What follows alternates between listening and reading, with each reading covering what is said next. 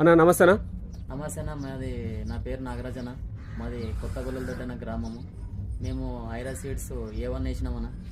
పత్తి 3 ఎకరాల నడుమ ఇప్పుడు మొత్తము 62 క్వింటాల అమ్మిన, 52 క్వింటాలు అమ్మినానన్న. ఇప్పుడు మరి ఏం లేదన్నా, ఒక 6 క్వింటాలు 7 క్వింటాలు కట్టుకొస్తుందన్న. పత్తి విత్తనం అయితే బాగుందన్న. లేబర్ కొద్దిగా తక్కువ పడుతుందన్న, తీసుకోవడానికి కానీ ఈజీగా ఉంటుంది. అవుటాన్ బాగుందన్న పత్తి మాత్రం.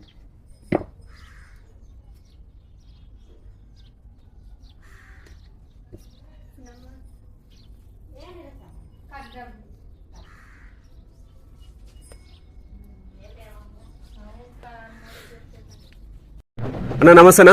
అన్న నమస్తే అన్న. మాకు గొల్లలదొడ్డి అయ్యప్ప నా పేరు. గొల్లలదొడ్డి గ్రామము. మేము A1 అని పత్తి వేసినాము. ఇప్పుడు 2 సార్లకి 32 క్వింటాలు అమ్మినాము. ఇప్పుడు మూడోసారి 10 క్వింటాలు అవుతుంది. మొత్తము 2 ఎకరాలు 30 సెంట్లు 42 క్వింటాలు అవుతుంది అన్న. A1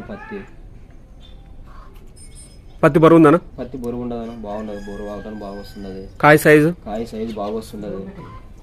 అన్నీ బాగుంటుంది. మనం తీసుకునేది కానీ బాగుంటుంది, ఈజీగా వస్తుంది. కూలోళ్ళు కానీ ఎక్కువ పట్టరు, తక్కువే పట్టేది. పని బాగా ఫాస్ట్గా అవుతుంది.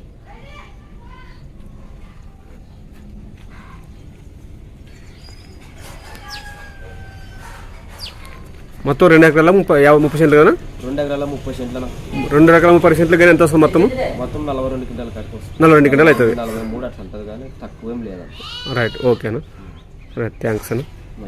వదిలిపెట్టి ఓన్లీ కాయలు 105 ఉన్నాయి, 105 ఉన్నాయి. ఐరా సీడ్ రావనేది మనం ఇచ్చిండదు కానీ ఫార్మర్ నోట్తోనే వినిపించినాం మనం.